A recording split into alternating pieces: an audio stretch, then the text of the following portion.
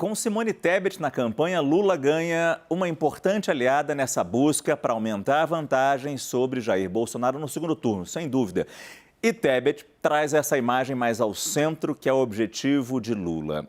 Ele tem o apoio de economistas do Plano Real, do ex-presidente Fernando Henrique Cardoso. Agora terá em seu palanque Simone Tebet. E é com isso que a gente começa o Arena de hoje, aqui no estúdio, junto com a Alexandra. Temos a Raquel Landim e também Yuri Pita. Daqui a pouco Caio Junqueira chega. Nosso amigo Felipe Moura Brasil também no Rio de Janeiro. Eu começo com você, Yuri. Primeiro, nessa imagem que está aqui no nosso telão, o aperto de mão de Simone Tebet e Lula. Foi um apoio muito mais enfático dela para Lula do que Ciro Gomes para Lula. Te pergunto, para começar essa nossa conversa, muita coisa para debater, mas isso é sinal que o MDB pode vir a ter um papel maior nesse governo do que o PDT, por exemplo, que é o partido de Ciro Gomes? Eu não colocaria em termos partidários, não, Márcio. Boa noite para você, Alexandra, bem-vinda, Raquel, e quem está com a gente. Eu colocaria mais no aspecto do simbolismo que Simone Tebet tem com a sua candidatura, mais do que do próprio MDB, porque a gente tem visto lideranças do MDB de outros estados aderindo ou a Lula ou a Bolsonaro. A gente falou muito do governador do Pará, Hélder Barbalho, por exemplo, que aderiu à campanha de Lula, desde o primeiro turno já tinha aberto o palanque tanto para Simone Tebet quanto para Lula, mas tem, por exemplo, o prefeito de Porto Alegre, Sebastião Melo, declarando voto em Bolsonaro. Então, essa divisão do MDB, eu acho que isso está dado e não é a figura de Simone Tebet que vai mudar isso. O que ela tem importância para o PT é para o eleitor de Simone Tebet, para aquele eleitor que continuou com ela no primeiro turno, não foi nem para Lula nem para Bolsonaro, acreditou no seu projeto, acreditou numa candidatura que apostou em ter programa de governo de fato, ela enfatiza muito isso, né? Inclusive nas entrevistas que ela tem dado para a imprensa ao explicar esse apoio a Lula no segundo turno, tem dito que a falta de projetos mais concretos para Lula pode ter evitado a vitória em primeiro turno e por isso ela está fazendo todo esse movimento político com base nas suas propostas e com base no que ela considera que é a disputa que está colocada neste segundo turno. Defender a democracia, a Constituição e o funcionamento das instituições do Estado democrático, porque ela não, como ela disse, ela não reconhece esses valores no presidente. Então, esse é o principal argumento que ela dá para o seu eleitorado, para que o PT faça aquilo que você falou, o simbolismo de buscar um governo ou uma candidatura que consiga conversar mais com esse eleitorado de centro que não quer nem Lula nem Bolsonaro, ou não quis nem Lula nem Bolsonaro no primeiro turno. E como ela fez questão de falar, né, Raquel? Todas as minhas 5 propostas lançadas foram aceitas e foram incorporadas ao programa do PT. Uma tremenda vitória para ela. Márcio, né? Assim, na verdade, a Simone fez isso uma bandeira, que fosse um apoio programático, mas eram propostas relativamente simples para o PT de implementar, que conversam com o programa de governo do PT. A grande questão aí que Simone defende e o PT tem mais resistência, a gente está falando do ajuste fiscal.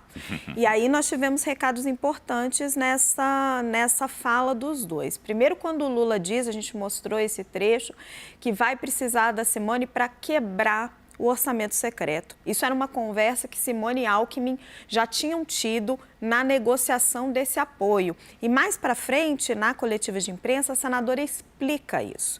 O que ela tentou explicar ao PT e que o PT parece que já entendeu é o seguinte, ela diz: tudo bem que o PT não quer mais o teto de gastos, mas nós precisamos de uma regra fiscal porque é a regra fiscal que impede o orçamento secreto de crescer. Ela falou, olha, nós tínhamos uma grande arrecadação este ano, eu estava lá, eu estava dentro do Senado, eu vi que as emendas de relator ficaram em 19 bilhões, o orçamento secreto ficou em 19 bilhões, poderia ter ficado em 30 bilhões, se a gente não tivesse a amarra do teto de gastos. Então, na visão da senadora, o PT já compreendeu isso. Agora, é muito interessante ali o jogo entre os dois, porque ela responde isso e Lula pede a palavra. E aí, quando ele pede a palavra, ele se mostra um pouco incomodado e ele insiste no discurso de que a garantia é ele. E ele usa uma frase muito simbólica, que ele diz assim, eu nunca fui a favor de superávit primário, mas quando eu fui governo, eu fiz superávit primário de mais de 4% ao ano, porque eu vi que era necessário para o país. querendo dar essa segurança de que não, ele não vai fazer nenhuma loucura, e emenda falando que ele precisa gastar com saúde e educação, porque isso não é gasto, isso é uma questão de produtividade. Mas demonstra ali, pelo menos para mim, ficou muito claro ali no jogo o quanto ele está incomodado com esta pressão do mercado para que ele apresente sua equipe, para que ele faça um compromisso mais claro com uma regra fiscal. Mas a própria Simone Tebet, em entrevista nesta semana, já criticou essa grande nuvem que paira sobre as propostas econômicas do PT, e hoje ela não mediu palavras. Temos diferenças políticas e econômicas, mas o que nos une é maior do que essas diferenças. Mas isso não impediu o apoio dela, certo? E ela diz, entendo que o PT não queira mais o teto de gastos, mas precisamos de uma regra. Eu acho que eles chegaram a um acordo de que uma regra é necessária no ano que vem. O PT está admitindo isso, que precisa de alguma regra fiscal até para poder amarrar o orçamento secreto. Mas não existe um consenso de qual. E esta é a grande dúvida para você poder estabilizar a economia e dar perspectiva para crescimento no ano que vem. Alexandre, inevitável pecar com você, e sei que o Grupo Mulheres do Brasil é apartidário, não apoiou nenhum partido, nenhum candidato ou nenhuma candidata especificamente, mas sim fazendo campanha pelo crescimento de mulheres na política. Mas, sem dúvida nenhuma, e você responde até onde você pode ir, Simone Tebet foi uma força nesta eleição. Sai com destaque e acho que, como o próprio Lula falou nessa entrevista, as mulheres se orgulharam muito de ter você nesta campanha. Certamente, certamente. A Simone Tebet, o grupo realmente, ele não tem nenhum... A gente busca mais mulheres na política e o nosso trabalho foi todo visando os cargos legislativos, né, para as câmeras nas assembleias estaduais e Assembleia Federal, então de deputadas, para poder manter esse suprapartidarismo, mas a Simone Tebet inevitavelmente vem de uma política tradicional, mas ela já na questão da CPI da Covid, ela já se destacou muito como uma voz que teve que entrar empurrando a porta, né, para poder cobrar esse espaço que não tinha sido dado para as mulheres, fez uma representação potente, fez uma representação propositiva dentro da campanha eleitoral, não só de ataque, mas de propostas. E isso, lógico, coloca... Porque a gente precisa de políticas públicas efetivas, né? A gente não precisa só de mulheres, precisa de políticas efetivas. E ela traz essa voz que mulher, sim, tem que ocupar os espaços e pode ocupar com bastante competência. Agora, Yuri, Simone Tebet perde seu mandato, acaba no fim desse ano... Em fevereiro. Em fevereiro, exatamente. Fim de janeiro. Qual deve ser o papel de uma política que perde o seu mandato para se manter na política? O que ela deve fazer se ela quiser continuar mantendo esse seu nome? Bom, ela pode vir a ser ministra de Lula. Ninguém sabe. Ficou no ar ali. Ficou no ar isso. Esse gesto que o Lula fez de prever uma participação efetiva dela nessas primeiras ações de governo. Mas eu te pergunto isso, uma pessoa política, da classe política, sem mandato, faz o que para continuar tendo influência e não deixar o seu nome ser esquecido? Esse é um desafio, sem dúvida alguma, ter o mandato. Quais são os caminhos que podem se desenhar para ela? Algum papel efetivo na cúpula do MDB.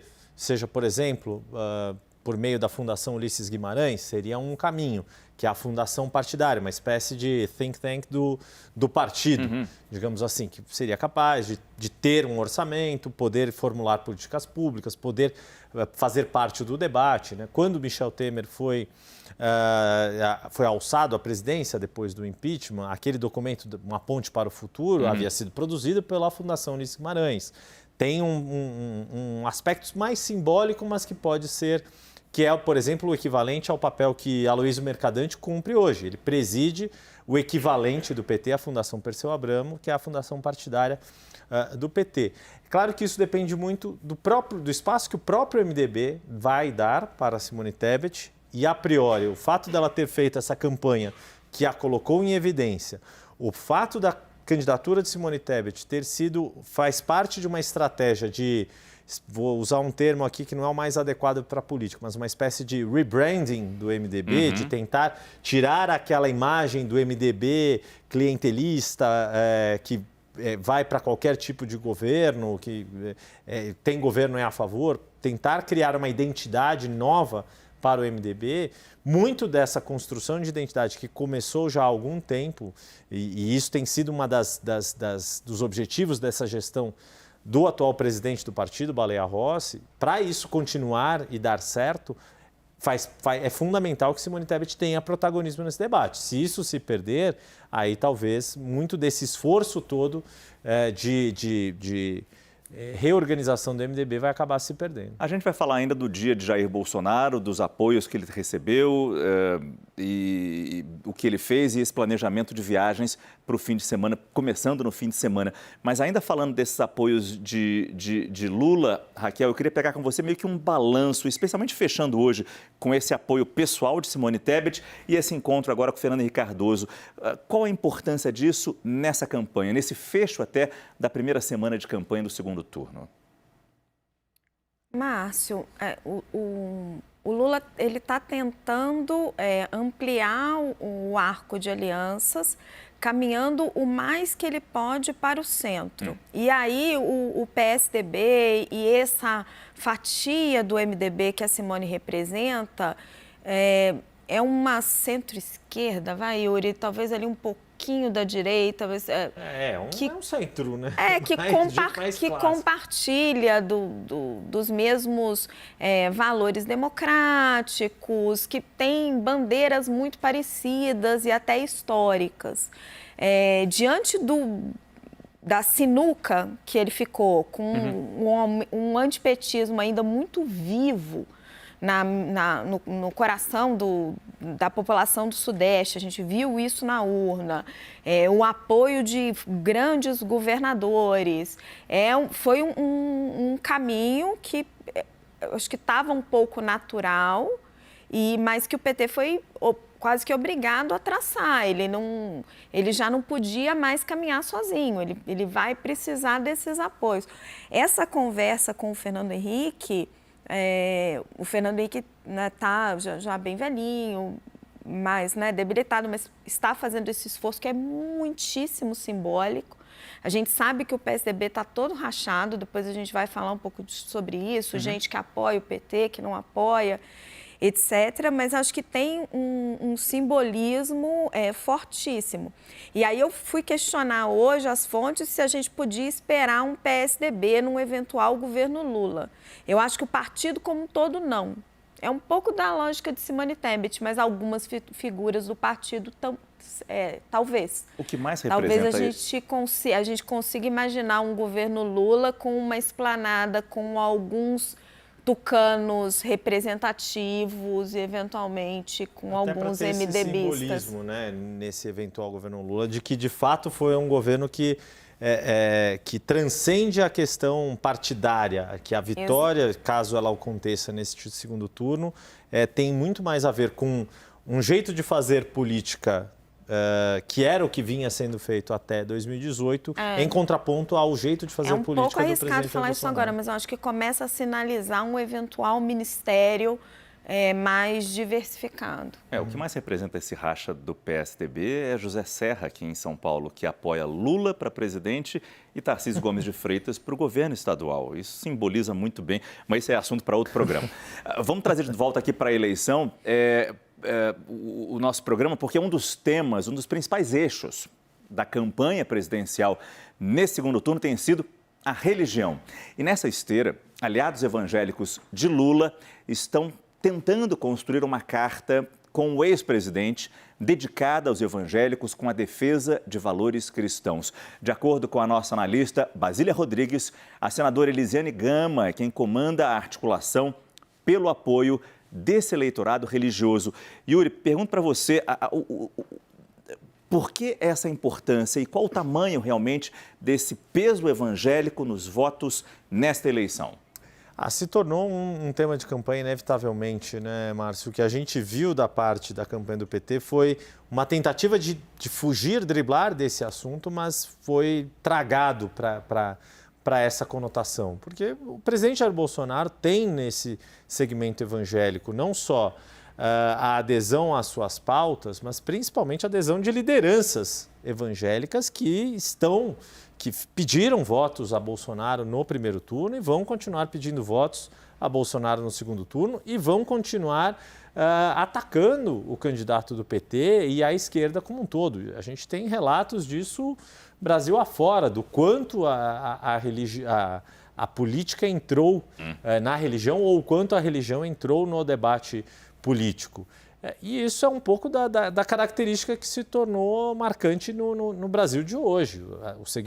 As igrejas evangélicas cresceram, as igrejas evangélicas têm adotado posturas políticas, querem influenciar o debate político e, de certa forma, isso é um convencimento do PT, convencimento no sentido de que o PT foi convencido de que precisa abarcar e tentar achar a embocadura certa para conversar com esse segmento da sociedade que é relevante, tem volume, tem presença, tem participação, tem atuação e há muito tempo o PT bate cabeça, a esquerda como um todo bate cabeça de não saber como conversar com esse público. Yuri, mas eu me arrisco a dizer que eu acho que é um esforço que demorou, chegou tarde, fato. Muito tarde fato. E talvez você tem pouquíssimas chances de ser bem sucedido. É difícil da gente medir o quanto ele vai ser ou não bem sucedido, porque, enfim, hoje eu fui conversar na frente parlamentar evangélica, porque está muito próxima